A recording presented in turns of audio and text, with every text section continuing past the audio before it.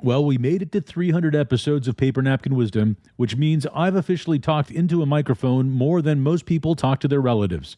To celebrate, head over to papernapkinwisdom.com, scroll down, type book in the contact form, fill out the rest of the information, and we'll send you 3 free ebooks: the Demand Blueprint, the Profit Blueprint, and the Gratitude Ritual. That's $25 in value, cheaper than therapy, and way more useful.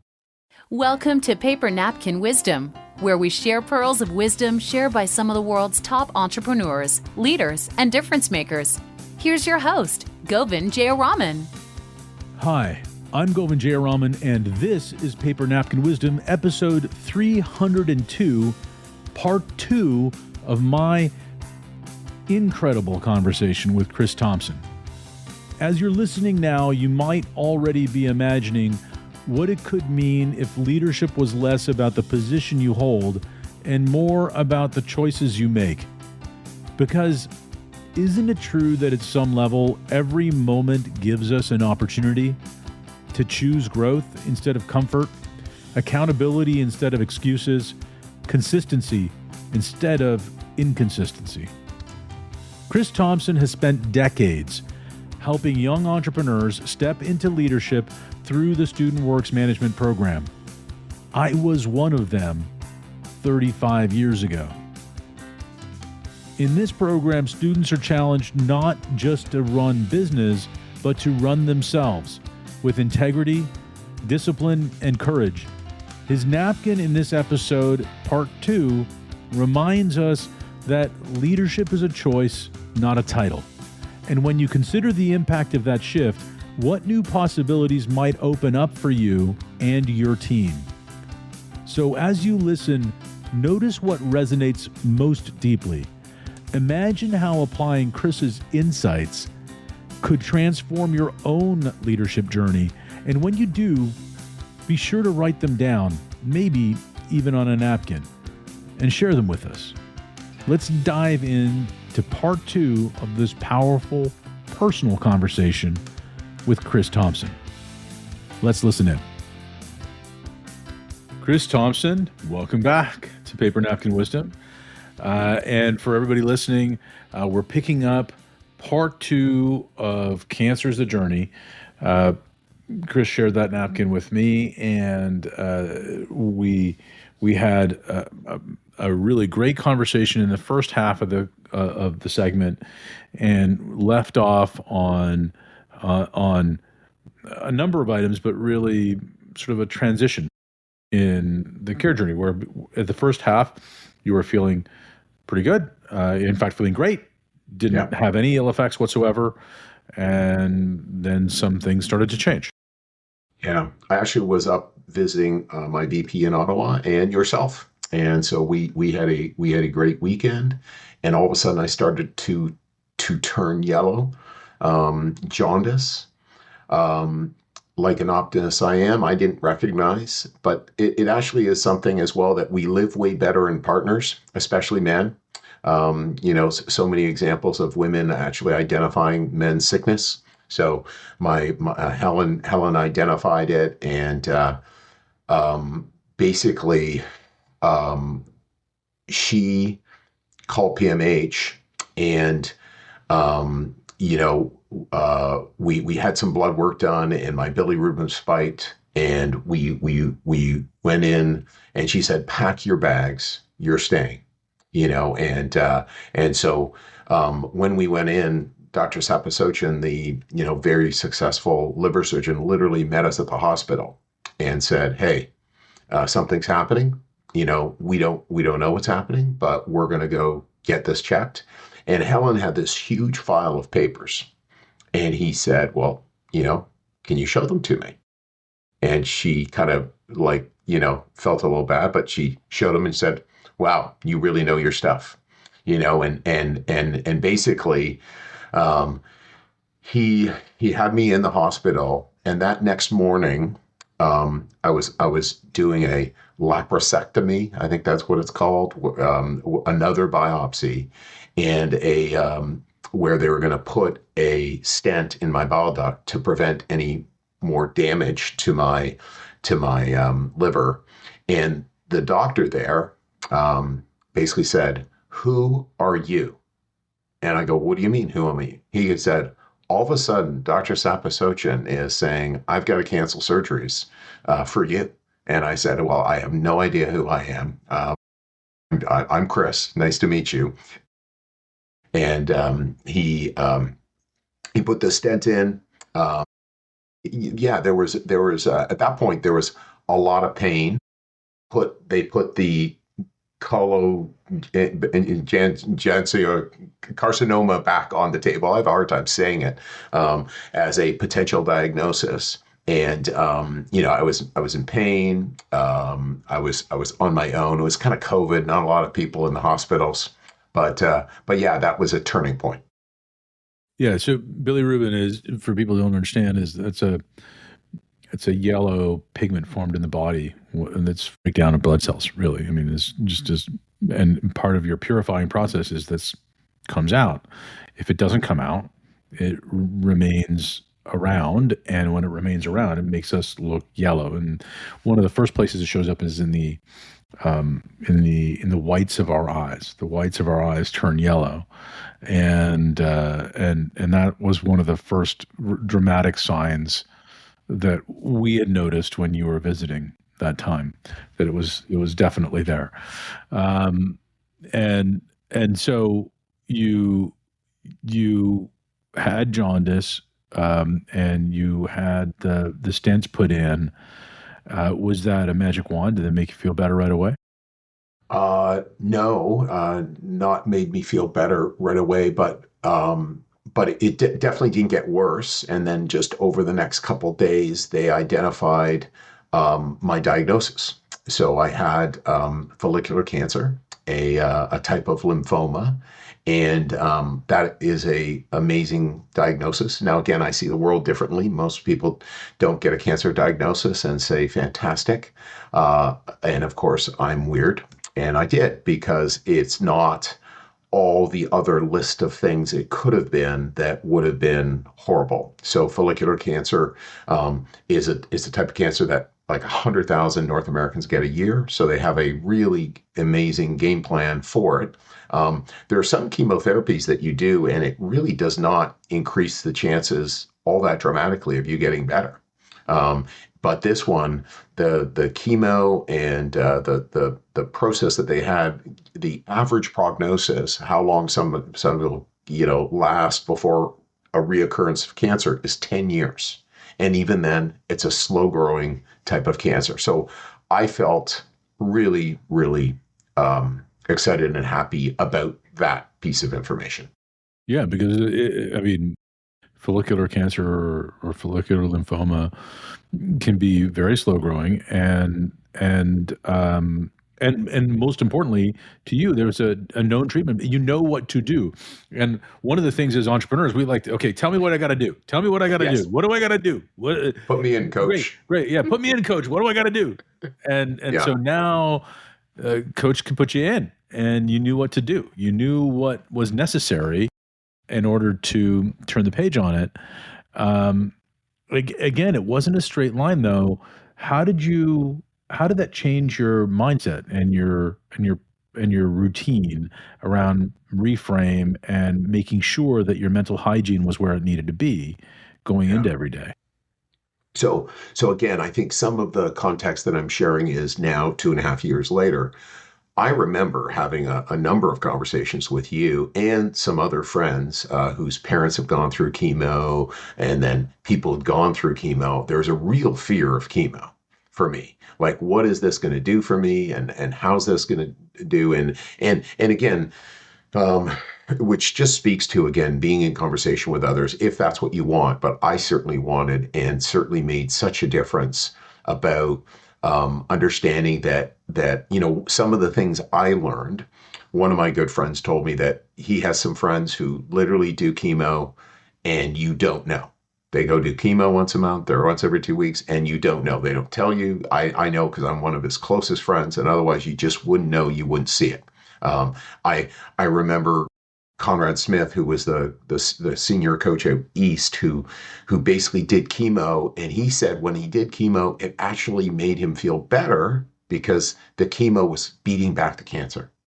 And his cancer was so So, painful. I and remember his you saying cancer it. was so painful. Yeah. Yeah. So, and that was one of my experiences actually, because I started regularly getting a lot of pain in and around my bile ducts, in and around my liver.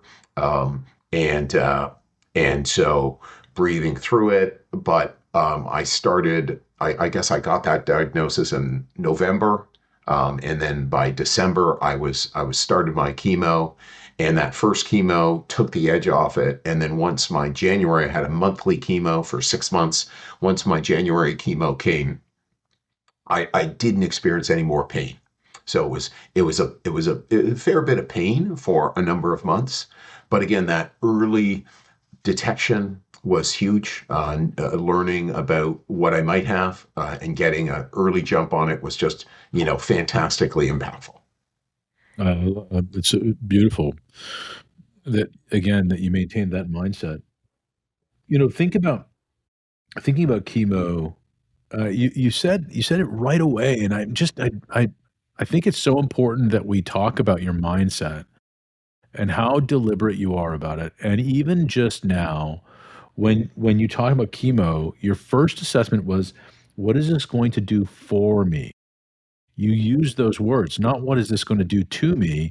And I think that's amazing. Yeah. No, and and again, it's like a lot of people refer to chemo, oh, it's a poison people put in your body, and it's like, and I'm gonna fight cancer. And I really believe those are unhealthy ways of looking at it. It's like, would really medical professionals put poison in your body? I remember one of my medical professionals, actually, he was very anti-chemo, but he would say, "Hey, Agent Orange is in it," and that they did all the bombing in Vietnam on, and so maybe this is true. I don't know what's in chemo or what different types. There's all sorts of different types of chemo, but obviously it kills the cancer cells, and so as part of it, it kills other cells, and that in the long run makes you better. And there's numbers that show it works. There's a process that shows this works, and there have been trials to prove this works. So I think that's just really, really important about how we look at it. And another thing as well, by the way, is when we go to gratitude and we just see the advantages we have, and everybody has advantages, but I remember one of the things I did as well as I got involved in groups. They have groups like Wellspring and stuff where people come together and talk about their chemo. And I went to just a couple sessions because by then it's like, okay, I got this. But some of the things I discovered was a bunch of people saying, I found chemo just fine. It was okay. Another person, check this story out, Govin. He basically was concerned about losing his job if his boss found out he had chemo and had cancer. Now, of course, people say, well, that's illegal, et cetera, et cetera. But that was his fear. So he went through chemo, not telling his employer, working from home, being obviously impacted by the chemo and just heading his head down. And then I'm just thinking, wow, I get the opportunity to have my business run, to have all sorts of people, care for me. And really living in that gratitude about really being able to focus on my health was a real blessing. Yeah, I think it's so powerful. I do remember one day when it was a little more awkward, Mhm. where you had your banquet in the evening and you had endoscopy that day. Yeah. So endoscopy is when they put a tube down your throat, and so in the morning, so talk about Yeah, this. here. So basically, in the afternoon, I had a biopsy. And I never really thought about it. But coming out of the biopsy, they took longer to try to get the biopsy and find a diagnosis and do scrapings deeper. And as a result, it was about 6 o'clock, and we were going down to the banquet, and I could tell I still really didn't have all my faculties. Okay, so I was really not able to speak. And my job that night was to speak to 300 students and sum up their summer and give awards. So fortunately, the event starts around 7:30 and everything was humming and I was fine. But needless to say, my wife was very stressed that evening. And again, not about the business impact, but about the health impact of me not being there. So what's changed for you? What's changed for me? Great question. Yeah, I used to take my health really seriously. Now I take it even more seriously. I've just gotten more and more fit, more and more um, just on top of it. My mission is the same and added to. I have a mission of creating 1,000 millionaires at work, but at home, all of a sudden, yesterday we just had our first grandchild, Ella Ray Manji, and I know this last July was very emotional for me. I'd gone through the 6 months of chemo. I'd gone through 2 years of getting a shot to manage this cancer. And I remember calling my son. He wasn't there. I told my daughter, and I called Devin, and all of a sudden I just started to cry, going. And my son, amazing people skills. He says, "It's okay. Emotions are good, Dad." And I chuckle and I said, "Well, thanks, son. Thanks, Devin." The reason I'm calling and the reason I'm very emotional is I just figured, what I'm putting my word to is I want to have the relationship I have with you, with Lexi, with your kids. That's my goal. So living into a bigger mission, and so that means that in my 90s, I've got to be super sharp. I've got to be mentally attuned, physically attuned, and really, really on it in a healthy way. So all of a sudden, what cancer has done for me is just a bigger vision of my life, a bigger mission for my life, and of course, I still want to be contributing in the ways I can contribute in my business, in our family business, but that bigger goal is even bigger and even more important given what's happened yesterday. Right. And I think what really jumps out to me about all of this is at the beginning, it was, we have some hard decisions to make, put your affairs in order, get your stuff going, all that kind of stuff. And then fast forward, and it wasn't a fast forward. It was a Yes. slow, Slow grind sometimes longer at times. journey than it feels. Here you are talking about life into your 90s and having the same relationship with your children's children that you have with them. And that's so powerful. I mean, as someone who cares deeply about you, Chris, that makes me feel, I guess it just makes me feel really warm. When you put it in context like that for yourself, how does that feel? Yeah, no, again, it's like turning lemons into lemonade, again, that really living how is this happening for me? And a lot of people really struggle with how's it happening for me? What do you mean? How can cancer happen for me? Or how can a job loss? Or how can, these things happen for me? And the reality is they all offer an opportunity for learning, for wisdom, for personal growth. And, we've only got this one road through life. We only have so many days, through life. So let's maximize the most of it. And one thing I also love to share is this whole idea of again, I'm agnostic. I don't know. I was brought up Catholic, but I don't know if we have an afterlife. But I know one thing that's true, Govind, is if you die first or I die first, we will live on in each other. And my father, as an example, he was really my largest mentor in my life. He passed on 10, 15 years ago. He's with me. He's with me. Like his spirit is with me. There's just no question about it. So understanding again, your life is bigger than your physicality here, and especially when you're living a life that, people want to be connected to you, and I want to be connected to my father. And, I want to be someone who wants to be connected with me and want to be someone who wants to make a contribution. And people will think of conversations that we had and think of wisdom that we learned together. And that's the opportunity to live a life really well lived. When you think about, there's a lot of talk out there about when you're putting undue pressure on outcomes in a moment, it takes you out of the moment and pushes you into an unrealistic set of expectations that you could have for a Yes. moment to be Yes. perfect, because the weight of expectations, the weight of the outcome falls on a moment, which is unrealistic. Yeah, I know you're an avid golfer.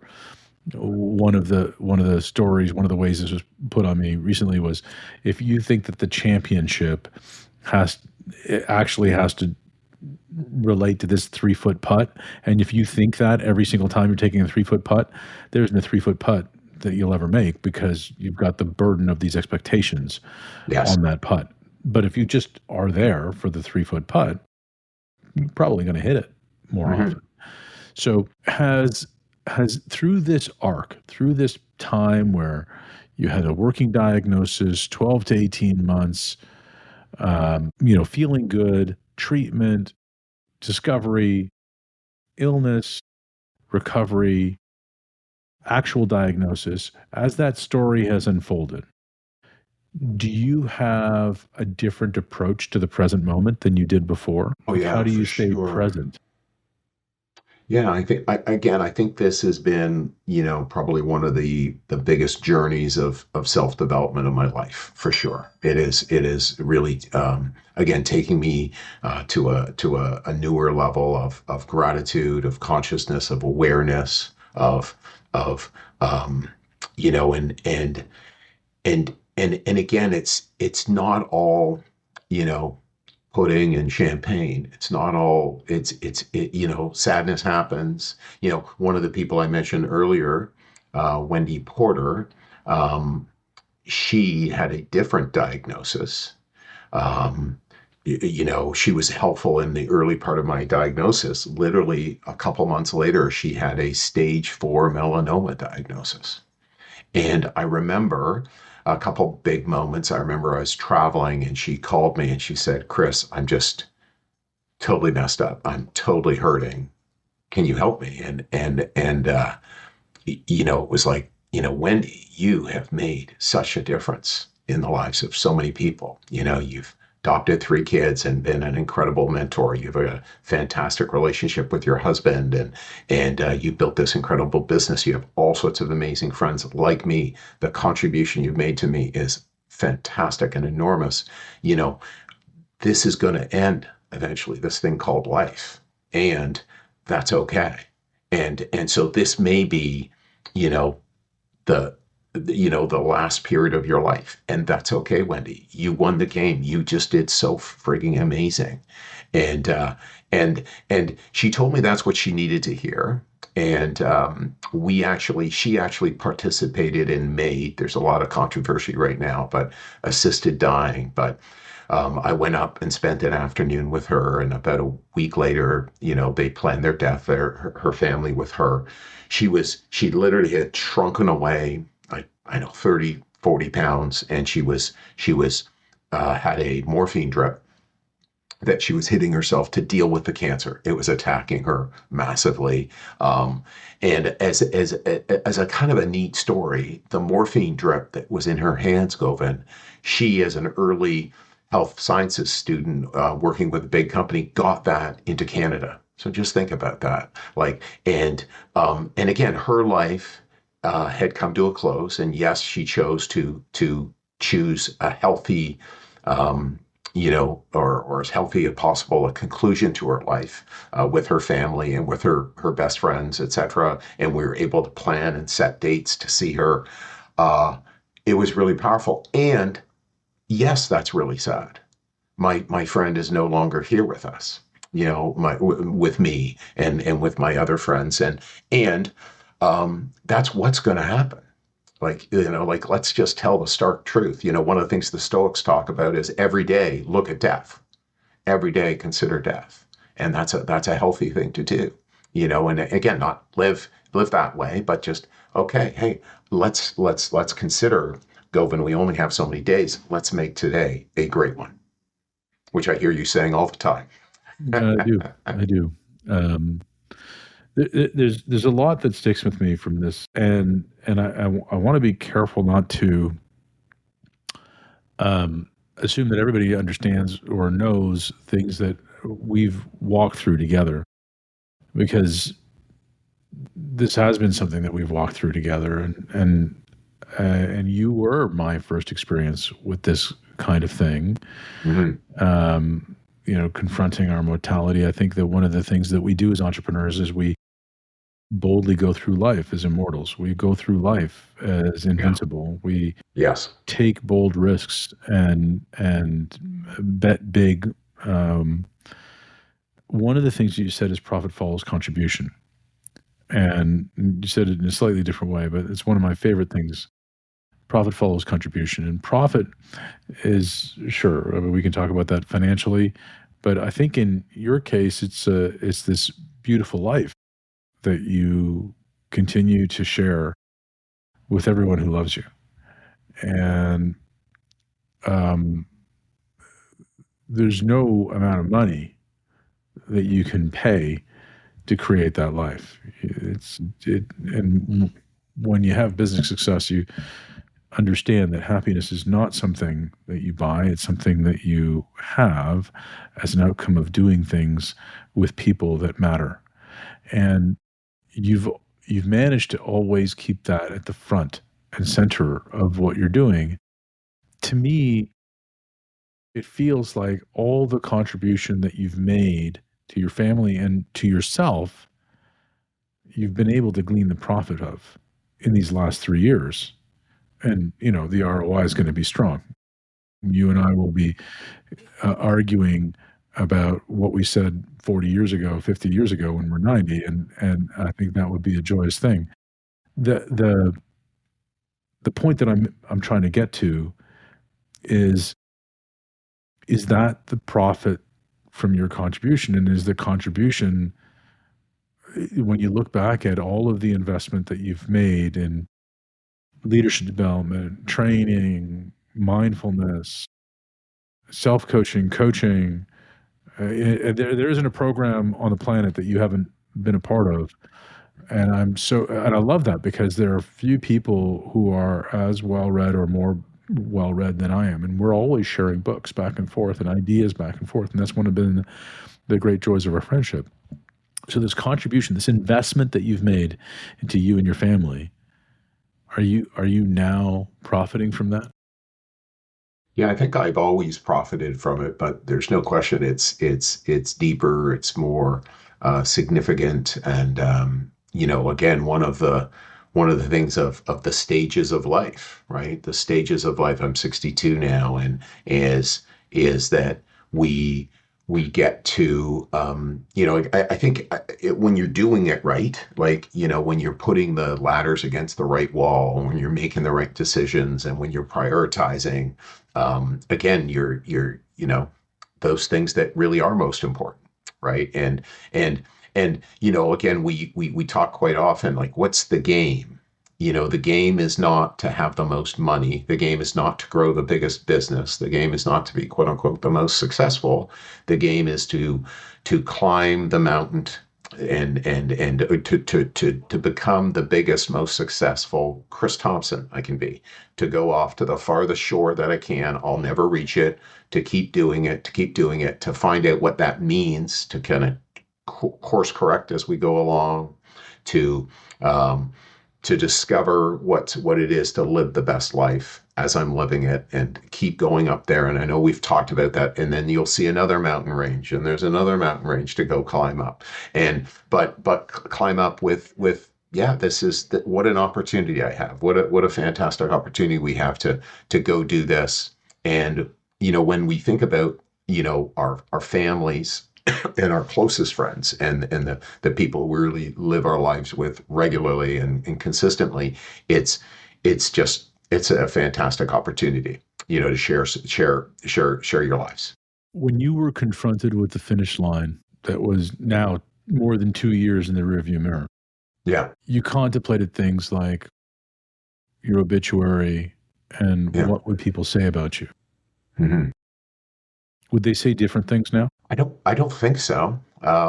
Like, to me, I think it's just the natural set. It's like I now have no other. I don't have management responsibilities in the business anymore as a result of the cancer. But we were moving here already. I'm the head coach. I'm doing mentoring and coaching and leadership and front of the room speaking the rest of my life for as long as I'm healthy, and so there's a natural evolution that we take as we go through life. And Again, I don't want to retire because that means being put out of use is the actual word what retirement means. But I think this is just the next stage of Chris, the next stage of me and my personal development, and there'll be more because again we're not stopping here, Govind, as you and I both know. It's like, what's next to learn, what's next to discover, how can I be my best possible self. So somewhere out there right now listening, there's someone who's fighting a quiet journey, right? Maybe they're in pain, maybe they're suffering, Yeah. maybe they, unlike you, they don't have a network of people they feel they can reach out to right away. Maybe they're a little alone. And maybe they don't have cancer, but maybe they have something else that's happening that's really big.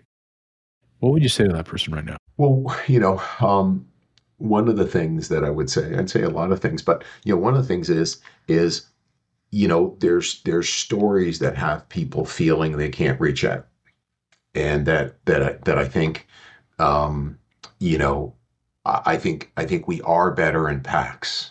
We're better in tribes. We're better together. And I think the worst moments of my life have been alone.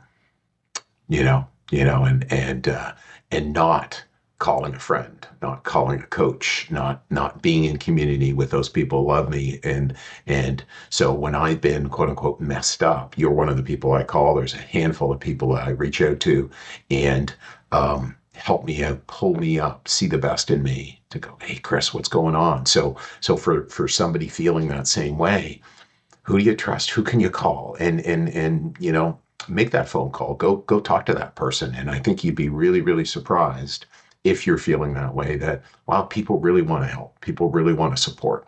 And that could be just a step towards a much wider life that you're living. Again, humans are meant to live with other people. And with, like, there's been so many amazing breakthroughs with social media and all the communications that we have, and a whole bunch of it separates us.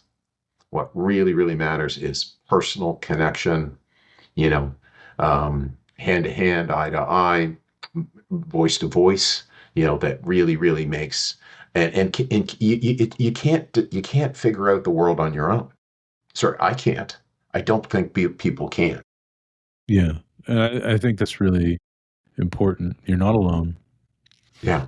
And um and if you don't feel like you've got the answer right now, call someone who will remind you who you really are. Yeah. And because who you really are is where the answers are. Chris, I'm so grateful that you chose to share this journey with me. I mean, it's one that I think that I mean, I walked beside you. Yeah. You did all the lifting, but I walked beside you, and it's an honor that you would choose, after me literally berating you for a decade, to be on Paper Napkin Wisdom, that you would pick this moment and this part of your heart to share with me and with our community. Thank you, Chris. Yeah, no, thank you, Govind. It's fantastic, and I'm really, really happy that finally I figured out a big enough reason to come jump onto Paper Napkin Wisdom. So I love your podcast. Thank you. Well, Chris, you don't need a big enough reason. I can even see Paper Napkin Wisdom sitting behind you right now. So I love you, Chris. Love you too. Thank you. Wow. What an incredible close to this two-part conversation with Chris Thomson. Chris, thank you for sharing so generously about the real work of leadership, how it's less about a position and more about the daily choice to grow, be accountable, and to mentor others. Let's take a moment to highlight the wisdom from this episode. Leadership is a choice, not a title. Growth often means stepping into discomfort instead of staying safe. Accountability creates trust and momentum. Consistency compounds into culture. And mentorship multiplies your impact far beyond yourself. Now, imagine what it would mean if you applied even one of these takeaways. Picture the changes in your business, your team, and even yourself. What would be possible if you chose growth over comfort today? I invite you to subscribe to Paper Napkin Wisdom, leave a review, and share this episode with someone who needs to hear it. And here's another challenge for you. Write your leadership commitment on a napkin. One sentence, one choice, one reminder of who you are becoming. And if you're brave or feeling brave, post it on social media and tag us with the hashtag Paper Napkin Wisdom so we can celebrate your shift together. Small choices create big results, and when you choose leadership intentionally, you start shaping your future and the future in ways you may not even yet imagine. Make it a great day.